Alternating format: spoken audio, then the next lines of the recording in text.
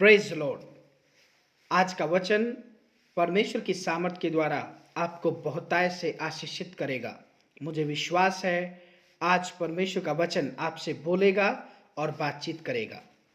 सोच करके देखिए, जब हम घर में होते हैं, अकेले होते हैं, कोई हमारे इर्द गिर्द नहीं होता है। कई बार हम ऐसा सोचते हैं हमें कोई नहीं देख रहा, और कई बार ऐसे विचार हमारे मनों में आते हैं जो आपको और मुझे परमेश्वर की उपस्थिति से बाहर ले जाते हैं। शैतान काम कैसे करता है? शैतान जब कार्य करता है तो वो सबसे पहले मनुष्य के विचारों को बांध देता है और वो हमेशा नकारात्मक सोचने लगता है। जब आपके जीवन में ऐसा होता है तो आप परमेश्वर की बुद्धि के द्वारा, परमेश्वर की उपस्थिति में आप उसकी सामर्थ के द्वारा, उसके वचन की सामर्थ के द्वारा उस नकारात्मक विचार पर जय प्राप्त कर सकते हो। सोच करके देखिए, जब प्रभु यीशु मसीह के पास शैतान परीक्षा करने के लिए आया और उसने किस प्रकार से उन परीक्षाओं का सामना किया। आज हम परमेश्वर के वचन में से याकूब की पत्री का अध्ययन करेंगे और आज हम पूरे एक अध्याय को पूरा अध्ययन करेंगे। ये बहुत बार हमारे जीवन में कमी देखने को मिली है कि हम बाइबल को जब पढ़ते हैं तो उसे समझ नहीं पाते, और परमेश्वर का वचन कहता है जब हम उससे समझने के लिए दुआ करते हैं तो परमेश्वर एक हमारे लिए मार्ग निकालता है। जो वचन आज आप सुनने जा रहे हैं वो आपकी आत्मिक आंखों को खोलेगा। जब हम याकूब की पत्री पढ़ते हैं तो इसके जब हम बैकग्राउंड को देखते हैं या इस पत्री के बारे में जब पढ़ते थे, कब लिखी गई थी, जब परमेश्वर का वचन जब बोला गया है तो वो एक विशेष समय में बोला गया है। जब परमेश्वर के वचन की पत्री, याकूब की पत्री जब हम पढ़ते हैं तो ये एक विशेष समय में परमेश्वर के लोगों के लिए लिखी गई थी, और ये आज हमारे लिए परमेश्वर की उपस्थिति में चलने के लिए एक मार्ग बन चुका है। याकूब की पत्री आपको और मुझे अंधकार में ज्योति दिखाती है। ऐसा कोई भी व्यक्ति नहीं जो पीड़ा ना सहे, कष्ट ना सहे, या फिर उसके जीवन में कभी दुख ना आया हो। हर व्यक्ति के जीवन में हमारे दुख आता है, कष्ट आता है, लेकिन हम उन कष्टों को, उन दुखों को या उन कठिन समयों में हम परमेश्वर के करीब आकर के उसकी स्तुति कैसे करते हैं। याकूब की पत्री में जब हम पढ़ते हैं तो ये उस समय में ये पत्री लिखी गई थी जब विशेषकर विश्वासी लोगों का समूह और एक बहुत बड़ी कठिनाई का सामना कर रहा था। पहला, उस समय में यरूशलेम और उसके आसपास के नगरों में अकाल पड़ा हुआ था, और उस अकाल के कारण सब लोग बहुत गरीब हो चुके थे। इनमें हमारे विश्वासी भाई बहन भी थे जो उस समय बहुत गरीबी का सामना कर रहे थे। उसके साथ साथ हम देखते हैं यहूदी लोग जो परमेश्वर के वचन का और प्रभु यीशु मसीह का विरोध कर रहे थे, वो भी कलीसिया को दबाने की कोशिश कर रहे थे। जब हम देखते हैं प्रेरितों के काम में, जब हम पढ़ते हैं प्रेरितों के काम में लिखा हुआ है जब पतरस को अरेस्ट किया गया और स्वर्गदूत के द्वारा उसको क्या किया गया, उसको वहां से जेल से बाहर निकाला गया। उसके बाद पतरस ने यरूशलेम और उस चर्च को याकूब के हाथों में सौंप करके नई जगहों पर चर्च स्थापित करने के लिए निकल चुका था। अब यरूशलेम के चर्च का जो अगुआ है वो याकूब है। याकूब के पास बहुत बड़ी चुनौतियां हैं। परमेश्वर के वचन के द्वारा कैसे परमेश्वर की पवित्र कलीसिया की वो अगुवाई करे, और उन्हीं बातों में से एक जो सबसे महत्वपूर्ण बात है वो पत्री के द्वारा, याकूब के द्वारा लिखी गई पत्री के द्वारा कलीसिया के पास पहुंचता है। ये केवल यरूशलेम की कलीसिया के लिए नहीं थी, बल्कि संसार के अलग अलग जगहों में फैले हुए सभी विश्वासी भाई बहनों के लिए ये पत्री लिखी गई थी कि वो कठिनाइयों का सामना कैसे कर सकते हैं और कठिनाइयों का मतलब क्या होता है। जब हमारे जीवन में कठिनाइयां आती है, उनसे परमेश्वर क्या चाहता है हमारी लाइफ में हो। जब हम परमेश्वर के वचन को पढ़ते हैं तो पहले ही वचन से जब हम इसका अध्ययन स्टार्ट करते हैं तो ये बहुत अद्भुत पत्री है। मैं आपके लिए कुछ वचनों को पढ़ना भी चाहूंगा, पहले पद से लेकर के, और जब हम 4 पद तक पढ़ते हैं, इसमें इस प्रकार से लिखा हुआ है, परमेश्वर के और प्रभु यीशु मसीह के दास याकूब की ओर से उन 12 गोत्रों को जो तित्र बित्र होकर रहते हैं नमस्कार पहुंचे। याकूब 12 गोत्रों में से जितने लोगों ने विश्वास किया है और जो तित्र बित्र होकर के अलग अलग जगहों में रहते हैं, क्योंकि यरूशलेम में एक बहुत बड़ा विरोध हुआ था। जब हम स्तिफनुस की हत्या के बारे में सुनते हैं तो उस समय यरूशलेम से जितने विश्वासी थे वो अलग अलग जगहों में फैल गए थे, और याकूब उन सभी विश्वासियों को जो अलग अलग जगहों में फैल चुके थे उन्हें नमस्कार भेजता है इस पत्री के माध्यम से। ये पत्री केवल एक सब्जेक्ट पे आधारित नहीं है, अलग अलग बातों को, विशेषकर कठिन कठिन समयों के बारे में ये हमें ताकत और बल देती है। दूसरे पद में लिखा हुआ है, हे मेरे प्रिय भाइयों, जब तुम नाना प्रकार की परीक्षाओं में पड़ो तो इसको पूरे आनंद की बात समझना। फिर लिखा है, यह जानकर कि तुम्हारे विश्वास के परखे जाने से धीरज उत्पन्न होता है, पर धीरज को अपना पूरा काम करने दो कि तुम पूरे और सिद्ध हो जाओ और तुम में किसी बात की घटी ना रहे। परीक्षाओं में जब याकूब की पत्री परीक्षाओं में जब आनंद की बात करती है तो वो हमारे विश्वास को दृढ़ करने के लिए हमें उत्साह देती है। जब हम बिना सोचे कठिनाइयों का सामना करते हैं तो हमारे जीवन में कई तरह से सवाल होते हैं। ये सवाल हमारी जिंदगियों में कई बार हमें परेशानी में डाल देते हैं और हमारे विश्वास को कमजोर करते हैं। परमेश्वर का वचन कहता है कि जब हम परीक्षाओं का सामना करें उसे आनंद की बात समझना चाहिए। प्रभु यीशु मसीह ने भी अपने चेलों को यही बताया था कि जब मेरे नाम के कारण लोग तुम्हारी निंदा करें तो इसे पूरे आनंद की बात समझना, क्योंकि स्वर्ग में तुम्हारे लिए बड़ा प्रतिफल है। याकूब अपनी कलीसिया को और अपने उस समय के भाई बहनों को इस बात के बारे में अवगत करा रहा है, ये तुम्हारी परीक्षाएं तुम्हें घटाने के लिए नहीं आई है, बल्कि तुम्हारे आत्मिक जीवन को दृढ़ करने के लिए आई है। विश्वास जब परखा जाता है तो धीरज उत्पन्न होता है। धीरज जो है वो हमारे जीवन को सिद्धता की ओर लेकर के जाता है। जब हम कुछ हमारे में कुछ घटी हो, तब जब हमें समय मिलता है तो हम उस घटी को पूरा कर लेते हैं। और धीरज हमारे विश्वास को और मजबूत होने के लिए या और परमेश्वर की उपस्थिति में समय बिताने के लिए हमारी मदद करता है। और फिर लिखा है, धीरज को अपना पूरा काम करने दो कि तुम पूरे और सिद्ध हो जाओ। सिद्ध होने का मतलब ये नहीं है कि क्या नाम है हम बिल्कुल यीशु मसीह के जैसे हो जाएं। सिद्ध होने का मतलब है कि हम जयवंत हो जाएं, कि हम इन कठिनाइयों में जो हम पर बीत रही है इनमें दृढ़ता से परमेश्वर के लिए खड़े रहे। अब यहूदियों की ओर से उनके ऊपर झूठे आरोप लगाए जा रहे हैं, झूठी बातें घड़ी जा रही है, उपहास किया जा रहा है, लेकिन याकूब लिखता है कि इन बातों की ओर ध्यान मत दो, क्योंकि ये कुछ पल के लिए है। तुम इस कठिनाई में खड़े रहो, और परमेश्वर का वचन कहता है कि तुम इसमें सिद्ध बन जाओ और तुम्हें किसी बात की घटी ना रहे। आपके जीवन में, मेरे जीवन में बहुत बार, कितनी बार ऐसा होता है कि हमने उस बात के बारे में सोचा नहीं और हो गया।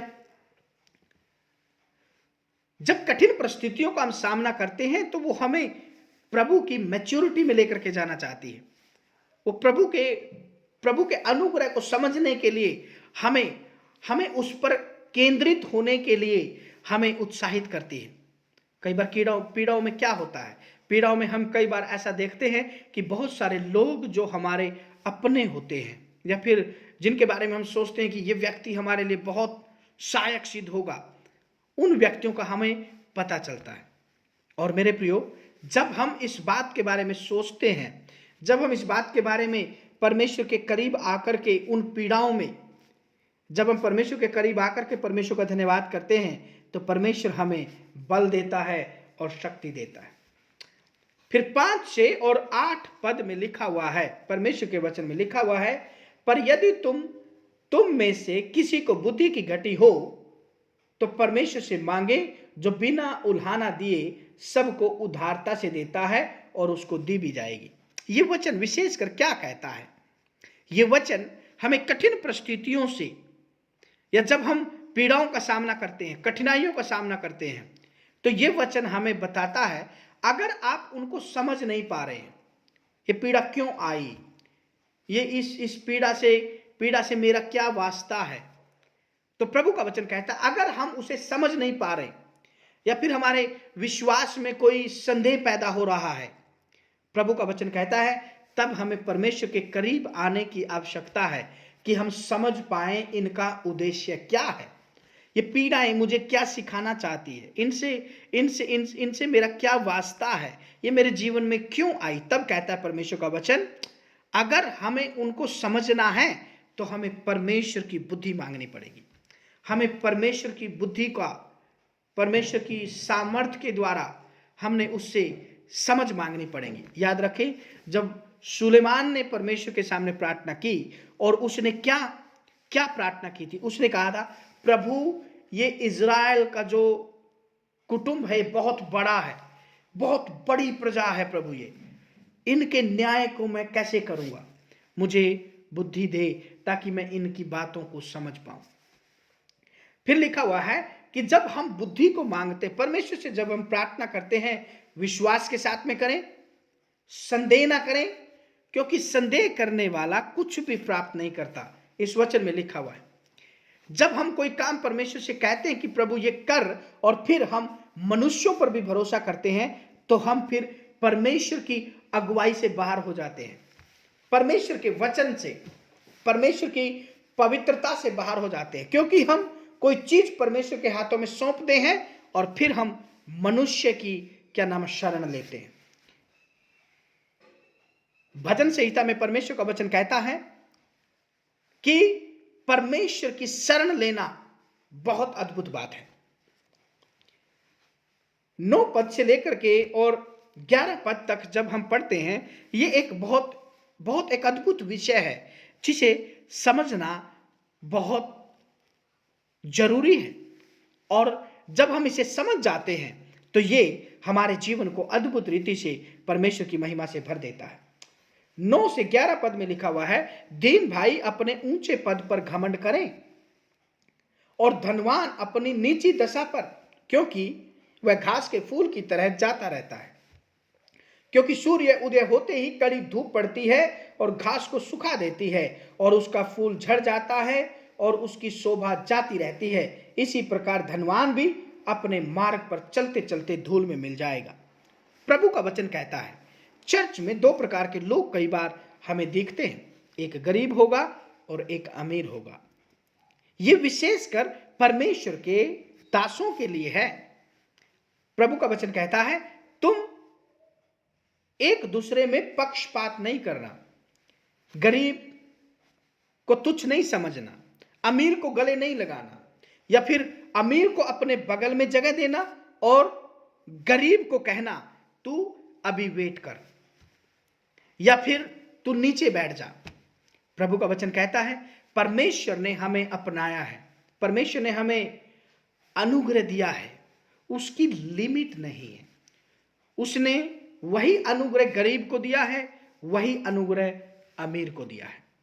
इसीलिए हमें परमेश्वर की आराधना और परमेश्वर की उपस्थिति में ऐसा भेदभाव नहीं करना चाहिए। बाइबल कहती है कि दीन जन अपने गरीबी पर घमंड करें, क्योंकि उनको परमेश्वर ने चुना है, और धनवान लोग अपनी नीची दशा पर घमंड करें। मतलब वो धन पर घमंड ना करें, क्योंकि धन उन्हें कभी भी धोखा दे सकता है। परमेश्वर पर घमंड करें, क्योंकि परमेश्वर उनके करीब है। 12 पद से लेकर के जब हम 15 पद तक पढ़ते हैं, इसमें लिखा हुआ है, धन्य वह मनुष्य जो परीक्षा में स्थिर रहता है, क्योंकि वह खरा निकलकर जीवन का मुकुट पाएगा, जिसकी प्रतिज्ञा प्रभु ने अपने प्रेम करने वालों से की है। जब किसी की परीक्षा हो तो वह यह न कहे कि मेरी परीक्षा परमेश्वर की ओर से होती है, क्योंकि न तो बुरी बातों से परमेश्वर की परीक्षा हो सकती है और न वह किसी की परीक्षा आप करता है, परंतु प्रत्येक व्यक्ति अपनी ही अभिलाषा से खींचकर और फंसकर परीक्षा में पड़ता है। फिर अभिलाषा गर्भवती होकर पाप को जनती है, और पाप जब बढ़ जाता है तो मृत्यु को उत्पन्न करता है। ये वचन हमें परमेश्वर के उस कलाम के बारे में फिर से बताता है कि जो परीक्षाओं में स्थिर रहता है, परमेश्वर उसे मुकुट देता है, और वो मुकुट जीवन का होता है। उद्धार में वो व्यक्ति प्रवेश करता है, परमेश्वर के करीब में वो जाता है, परमेश्वर के अनुग्रह में वो बढ़ पाता है, परमेश्वर की इच्छाओं को वो समझ पाता है।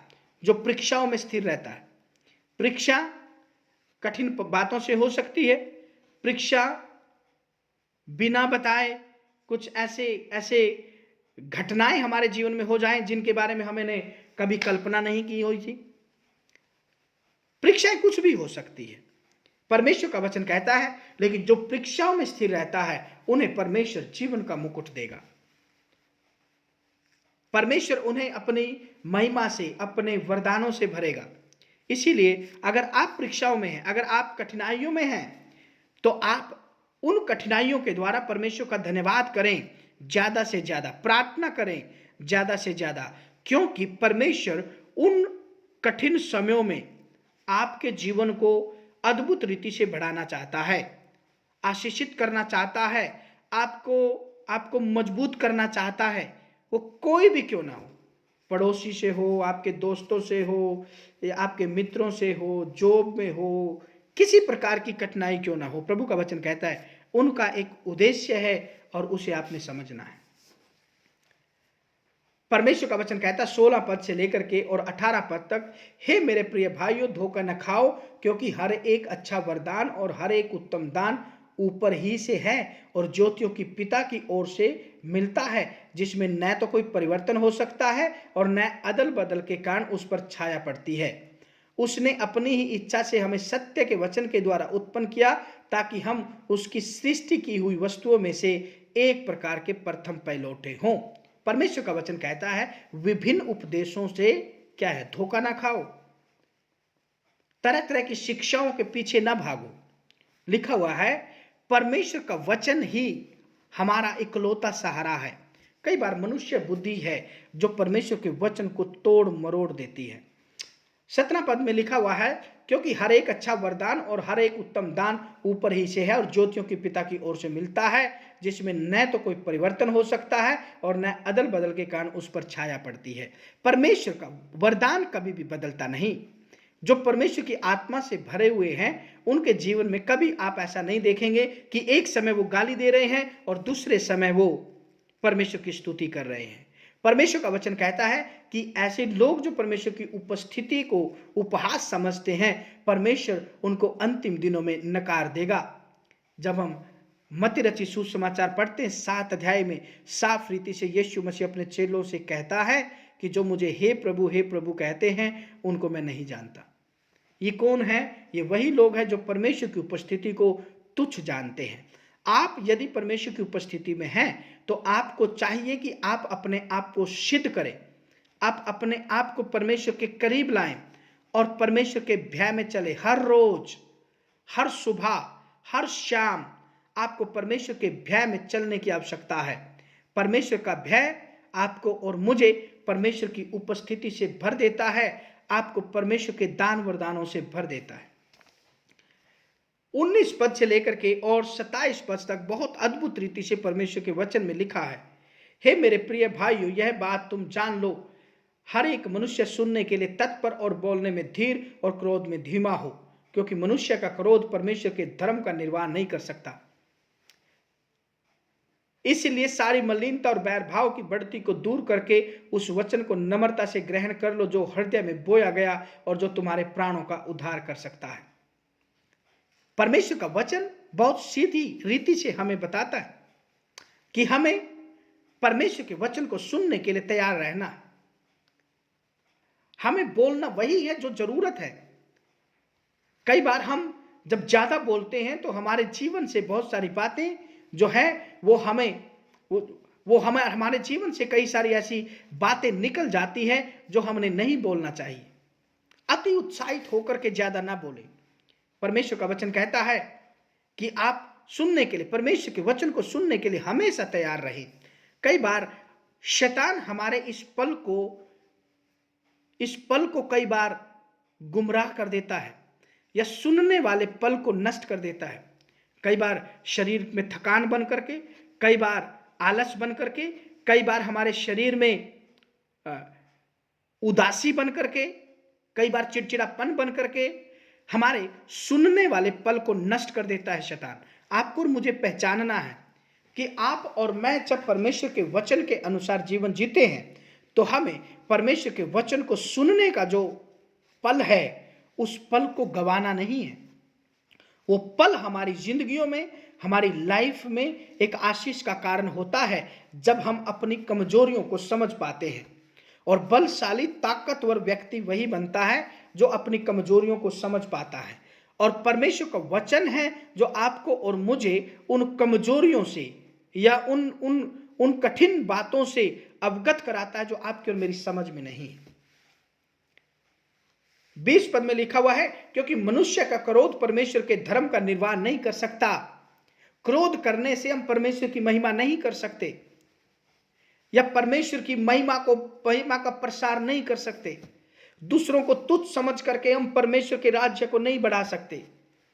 दूसरों को छोटा समझ करके हम किसी भी परमेश्वर के एक भी काम को नहीं बढ़ा सकते। इसीलिए लिखता है, परमेश्वर की धार्मिकता का निर्वाह नहीं कर सकते, उसे हम कभी भी बढ़ा नहीं सकते।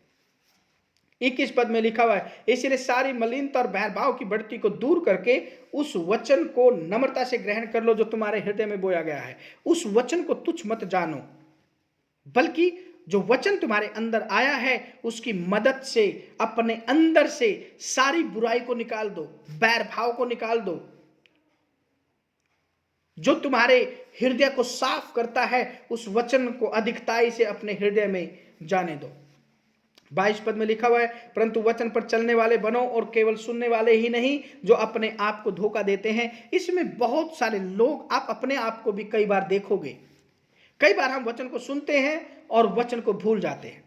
यदि आज मैं आपको याद कराता हूं इस टीचिंग के माध्यम से कि पिछले संडे को आप जब चर्च गए थे, आपने चर्च में कौन सा वचन सुना था, बहुतों को ये याद नहीं होता। अगर आप याद है आपको कि इस संडे को कौन सा वचन आपने सुना था, तो आप परमेश्वर की डर और भय में बहुत उसके करीब हैं।